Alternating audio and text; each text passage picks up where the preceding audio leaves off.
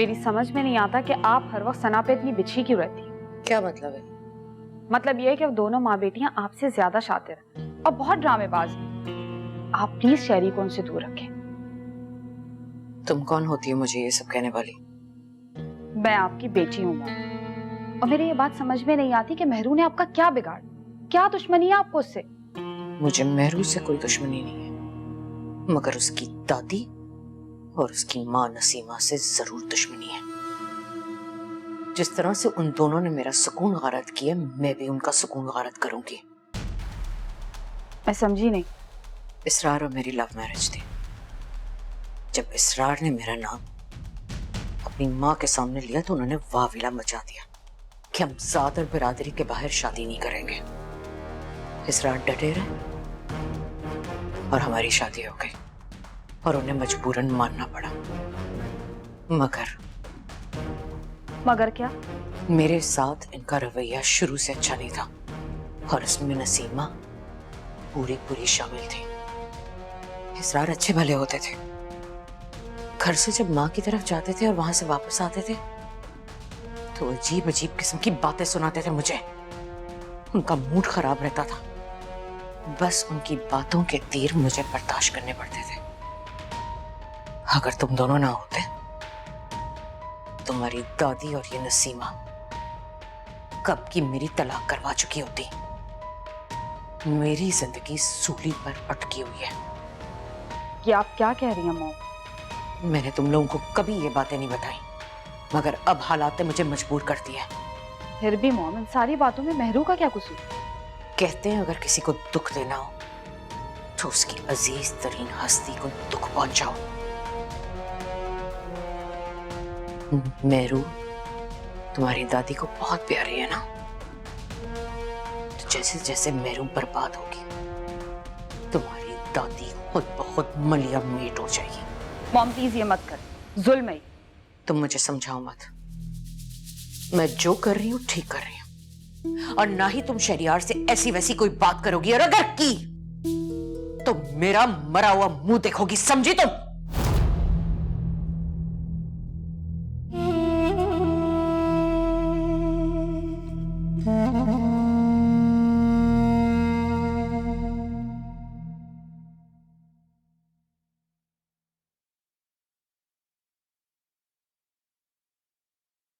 लाए, मैं साफ कर देती हूँ। नहीं, मैं खुद कर लूंगी। खफा है मुझसे? नहीं, मैं खफा नहीं। अब तो आप बहुत बड़ी हो गई है ना, अपने जिंदगी के फैसले खुद करने लगी हैं। अम्मी, मैं मजबूर हूँ। अपनी मोहब्बत के आगे शहरियार को कभी इनकार नहीं कर सकती। दिल पे भी तो कोई इख्तियार नहीं होता ना। अगर तुम्हारी मोहब्बत में इतना असर होता ना तो शहरियार को अपने साथ बांधे रखती। आपको अंदाजा नहीं है कि अपनी मोहब्बत को किसी के हवाले करना कितना मुश्किल होता है, और ना ही इस खसारे को मैं बयान कर सकती हूँ। वो तो पहले ही मेरे नहीं थे। तो फिर उससे शादी करने के लिए मरी क्यों जा रही थी तुम? सोचा था कि मेरी मोहब्बत उन्हें पिघला देगी, लेकिन वो तो सना की मोहब्बत में डूबे हुए थे। तो फिर मेरी मोहब्बत उन्हें कैसे पिघला सकती थी? देखो, अभी भी वक्त है। शहरियार को फोन करो और उसे कहो कि मैं दूसरी शादी की इजाजत नहीं दे सकती। ये नामुमकिन है अम्मी। नामुमकिन है ना? फिर दूर हो जाओ मेरी नजर से, दफा हो जाओ। नसीमा, आए हाय, मेरी बच्ची पे क्यों जुल्म कर रही है? वो मेरी भी बच्ची है, पैदा किया है मैंने उसको। आप ज्यादा हमदर्द बनने की कोशिश ना करें।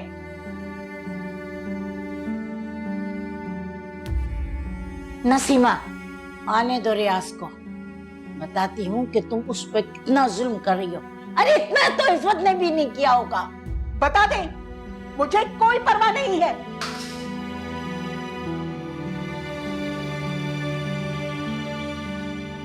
लगता है इसका दिमाग उलट के रह गया है। तो बहुत झेल रही है ना बच्ची।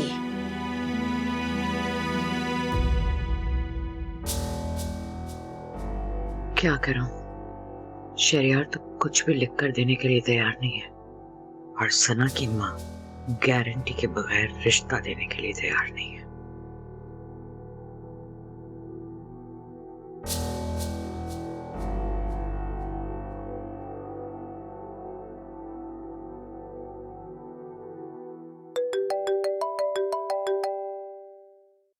हेलो जी। अम्मा वो तो तेरा मार्केट तक गई है। आएंगे तो मैं रिंग बैक करा दूंगी। ओ अच्छा, वापस आए तो कॉल बैक ना करवाना, मेरी तरफ भेज दोगे? क्यों, खैरियत? हाँ, मुझे जरूरी बात करनी है। अच्छा, मैं भी साथ आ जाऊं? नहीं बेटा, अब तुम एक ही मर्तबा मेरे घर आना, मेरे बेटे की दुल्हन बनकर। जी, अल्लाह हाफिज।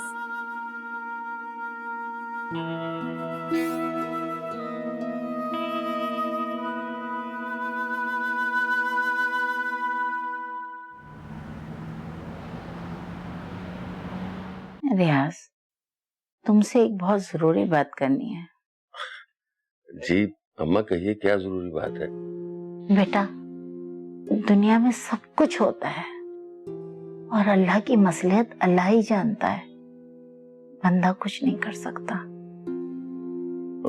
मैं समझा नहीं अम्मा। बेटा, तुम अपनी बीवी को समझाओ, उसका सलूक मेहरू के साथ बिल्कुल सौतेले वाला जैसा है। इतनी हद तक करती है उसकी, इतनी तो इफ़त भी नहीं करती होगी। अब क्या हो गया अम्मा? बेटा, मेहरू की वो बहुत बेइज्जती करती है, माँ होकर वो इतने ताने देती है। अगर उसने अपनी मोहब्बत से मजबूर होकर अपने शौहर को दूसरी शादी की इजाजत दे दी तो क्या जुर्म किया है? नसीमा के रवैये से मुझे बहुत दुख पहुंचता है। अरे मेहरू तो पहले ही बहुत दुखी है, उसे और दुखी ना करे, उसके जख्मों पर मरहम रखे, नमक ना छिड़के। अम्मा, आप फिक्र ना करें, अब नसीमा मेहरू से कुछ नहीं कहेगी। अल्लाह करे ऐसा ही हो बेटा।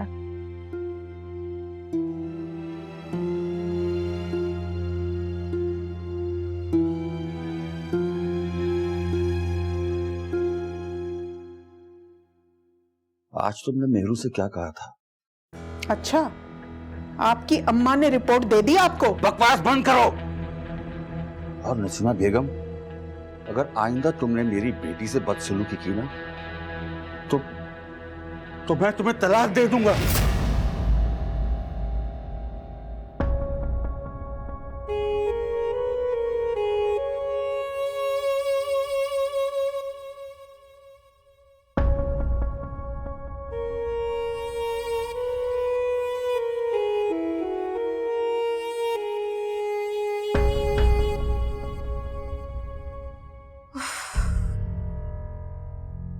पता नहीं, एक तो ये अम्मा भी कहाँ रह गई। कहीं थी सौदा सुलफ लेने, तक नहीं आई, शाम हो गई है। अरे कहीं एक्सीडेंट तो नहीं हो गया अम्मा का? तो फोन भी लेकर नहीं गई, बंदा फोन ही कर ले। हाय, अम्मा कहाँ रह गई थी? छुई तले दम तो ले, तेरा पानी लेके आ, मेरा गला खुश्क हो रहा है।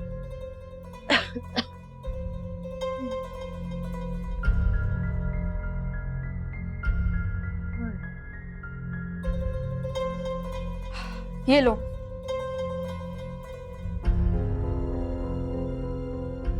कहाँ गई थी? मैं ना अजरा बाजी की तरफ चली गई थी। हाय, तो बता तो देती, फोन ही कर देती मुझे। हाँ हाय, मुझे कोई तेरा नंबर ज़बान ही याद है? तो अपना फोन ले जाती ना, मैं ही कर लेती। पता है कितना परेशान हो रही थी मैं। अरे मैं तो सामान लेने घर का गई थी, वो तो अचानक अजरा बाजी का ख्याल आया तो मैं चली गई।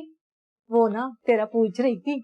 अम्मा सब छोड़ो, पता है इफ्फत आंटी का फोन आया था। क्या कह रही थी? तुझे बुला रही थी। क्यों क्यों बुलाया उसने? पता नहीं, कोई अहम बात करनी होगी। चली जाओ ना। दीवानी हुई है? मैं नहीं जा रही। अगर उसे कोई बात करनी है तो उसे यहाँ आके करनी चाहिए ना। अम्मा तुम क्यों नहीं जा रही? बेवकूफ, अब हमें अपना हाथ ऊपर रखना चाहिए। और सुन, मुझे ना अब मेरा खेल खेलने दे। माँ कहीं वो खफा ना हो जाए। नहीं होती वो खफा, देख तेरी शादी शरियार के साथ ही होगी। और हाँ, वो देख उसमें ना शॉपर में कबाब है, वो निकाल ले और साथ चाय भी चढ़ा दे। मेरी ना कमर में बहुत दर्द हो रहा है, मैं जरा आराम कर लूं। कम बखत रक्षा भी नहीं मिला, पैदल आई हूँ। हाय अम्मा, तुम भी ना खाने की पड़ी रहती है। हाय हाय अल्लाह।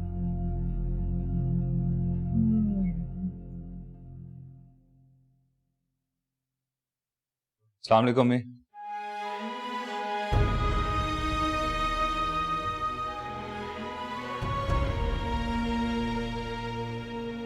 क्या हुआ है आपको? मुझे पता चल गया है कि इस दुनिया में औरत का कोई घर नहीं होता। हुआ क्या है अम्मी? हमारा बाप अब तलाक देगा मुझे। मेरी सारी जिंदगी की खिदमत और कुर्बानियों का ये सिला मिलेगा मुझे।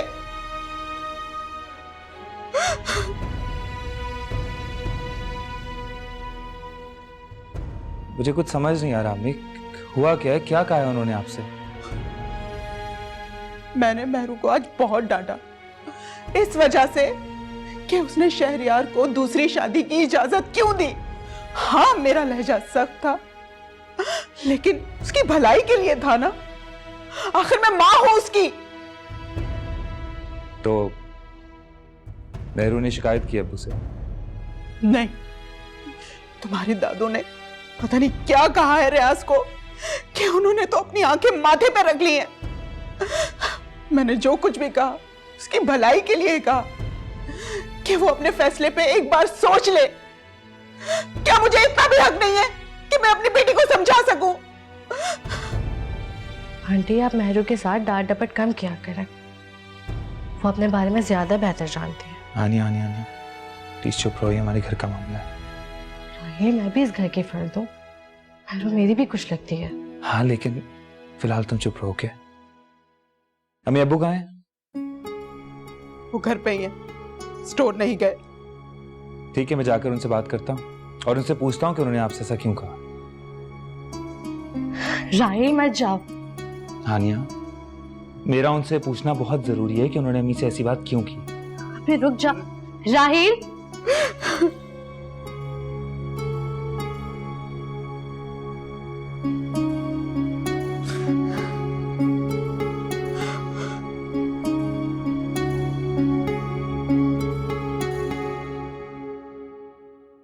अब्बू, आपने क्या कहा मुझसे? कुछ भी कहा है, ये हम मियां बीवी का मामला है। तुम पूछने वाले कौन हो? तुम बेटा हूं इस घर का, पूछ सकता हूं। बेटे हो तो बेटा बनकर रहो, बाप बनने की कोशिश ना करो। लेकिन मुझे अच्छा नहीं लगेगा अगर कोई भी इस घर में मेरी मां की इंसल्ट करेगा। तुमने इतनी हिम्मत आई कहां से कि तुम मेरी आंखों में आंखें डालकर बात करो? राहिल भैया, आप खामोश। तुम खामोश रहो, तुम्हारी वजह से हो रहा रोज ये सब कुछ। रोज का रोना, रोज का पिटना, तंग आ गए हम लोग। खुदा का वास्ते चली जाओ यहां से, और अगर कहीं नहीं जा सकती ना तो मर जाओ। राहिल,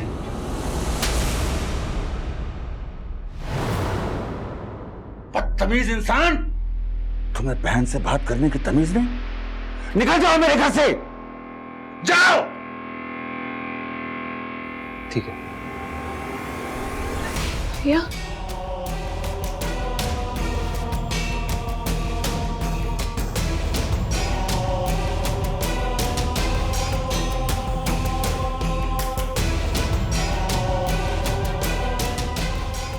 मैंने फैसला कर लिया, अब मैं इस घर में नहीं रहूंगा।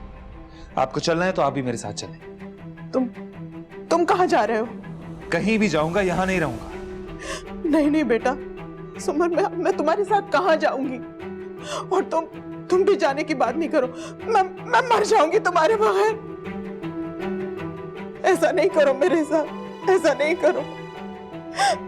अबू ने कभी मुझसे ऊंची आवाज में बात तक नहीं की, और आज उन्होंने मुझ पर हाथ उठाया। लेकिन भैया तुम दूर रहो मेरी नजरों से। तुम्हें देखकर मुझे और भी गुस्सा आ रहा है। आज सिर्फ तुम्हारी वजह से जलील हुआ मैं इस घर में।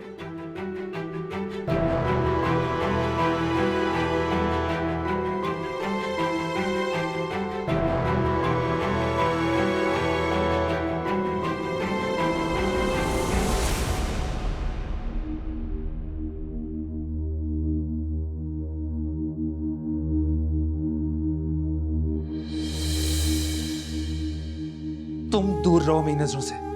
तुम्हें देखकर मुझे और भी गुस्सा आ रहा है। आज सिर्फ तुम्हारी वजह से जलील हुआ मैं इस घर में। तुम्हारी वजह से हो रहा रोज ये सब कुछ। रोज का रोना, रोज का पिटना, तंग आ गए हम लोग। खुदा का वास्ते चली जाओ यहां से, और अगर कहीं नहीं जा सकती ना तो मर जाओ।